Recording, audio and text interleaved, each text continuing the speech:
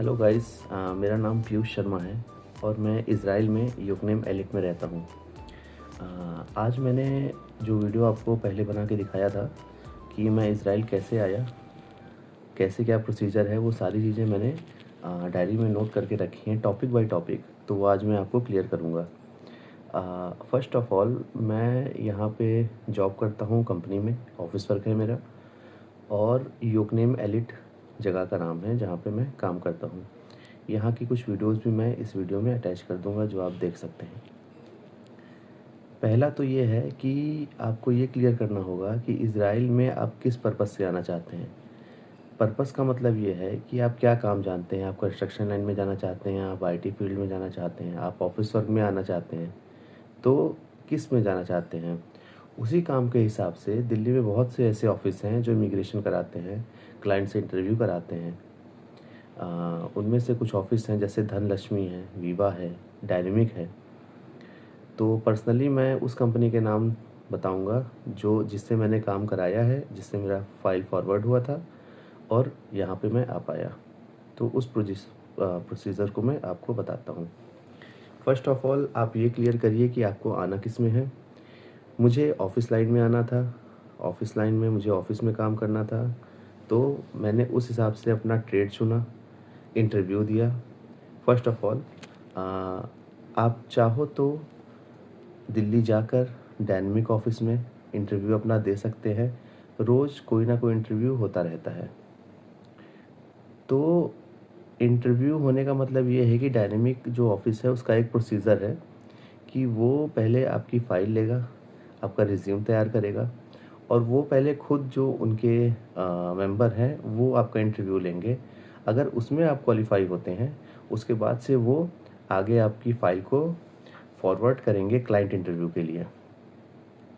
अब उसमें भी 2 तरह की चीज़ें हैं। पहला कि अगर आप कंस्ट्रक्शन में जाना चाहते हैं, तो आपका फ़िज़िकल टेस्ट होगा प्लस इंटरव्यू भी।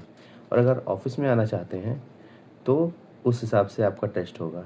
बट एक चीज़ आप ध्यान में रख के चलिए कि अगर ऑफ़िस वर्क में आप आना चाहते हैं, तो आपकी इंग्लिश बहुत ही अच्छी होनी चाहिए। क्योंकि यहाँ पे लोग अपने लैंग्वेज को लेके बहुत अच्छे हैं। वो उनको हिब्रू आती है और जो अपर क्लास के लोग हैं, अपर क्लास से मतलब है कि जो हाई रैंक पे लोग हैं, मैनेजर हैं, सुपरवाइज़र हैं, टीएल हैं, उनको थोड़ी बहुत इंग्लिश आएगी, लेकिन हो सकता है कि आप जिनके साथ काम करो उनको बिल्कुल भी इंग्लिश ना आती हो या बिल्कुल भी हिब्रू बोलते हैं, तो आपको साइन लैंग्वेज से बात करनी होगी या टूटी-फूटी इंग्लिश के साथ उनके साथ वो बात करनी पड़ेगी। बट आपको आपको इंग्लिश आना बहुत ज़रूरी है भाई, ऑफ़िस वर्क में जाने के लिए। लेकिन अगर आप कंस्ट्रक्शन वर्क में जाते हैं, तो कंस्ट्रक्शन वर्क में मुझे ऐसा नहीं लगता है कि इंग्लिश इतना मैंडेटरी होता होगा। तो मैं एक अपना एक्सपीरियंस आपको शेयर करता हूँ। अगर आप मैं डायनेमिक ऑफ़िस गया, वहाँ मैंने बहुत सारे टेस्ट दिए जिसमें मेरा नहीं हो पाया था।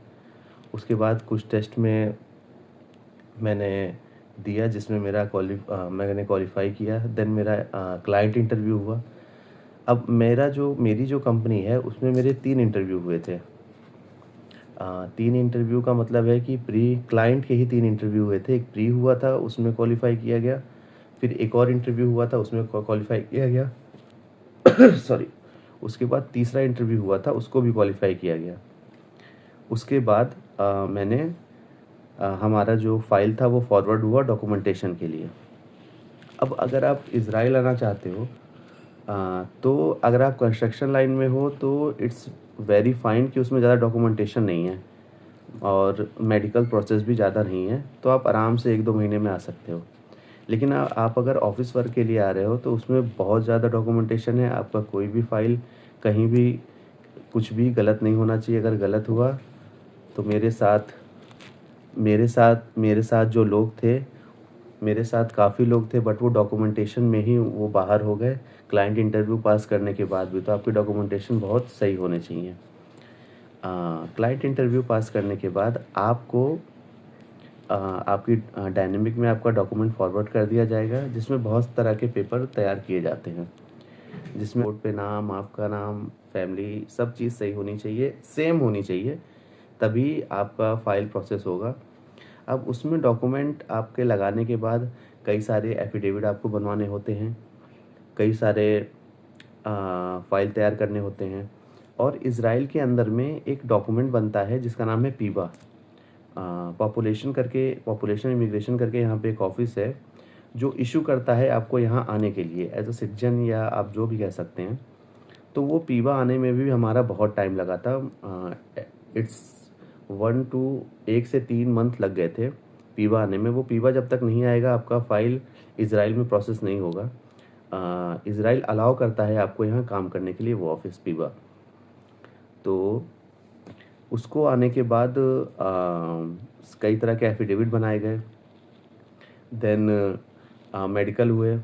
अब इज़राइल में मेडिकल का जो सीन है वो थोड़ा अलग है। यहाँ पे हमारे 3 मेडिकल होते हैं। पहला जो मेडिकल होता है वो आपको कॉस्ट करेगा, इट्स अप्रॉक्स 15,000 जो कि आपका मेडिकल जाएगा क्लाइंट के पास। हमारा जो क्लाइंट है, जो इज़राइल में जो हमारा क्लाइंट है उसके पास हमारा पहला मेडिकल जाएगा। अगर उसमें हम फिट होते हैं तो क्लाइंट अलाउ करेगा फ़ाइल प्रोसेस के लिए। देन उसके बाद फिर पीसीसी होगा। पीसीसी मतलब पुलिस क्लियरेंस सर्टिफिकेट, जो कि सिर्फ 6 मंथ के लिए अलाउ होता है। हम लोग के प्रोसीजर में क्या हुआ था, हमारा जो फाइल प्रोसीडिंग था उसको 1 साल लग गए थे, तो हमें 2 बार पीसीसी बनवाना पड़ा क्योंकि एक हमारा एक्सपायर हो चुका था। उसके बाद फिर फाइल आगे फॉरवर्ड होगी और उसके बाद फिर दूसरा पीसीसी हमने बनवाया और फिर दूसरा मेडिकल करवाया। अब ये दूसरा मेडिकल जो जाता है वो जाता है यहाँ पे जो इंडिया में दिल्ली में जो इज़राइल की एम्बेसी है उसमें जाता है वो मेडिकल।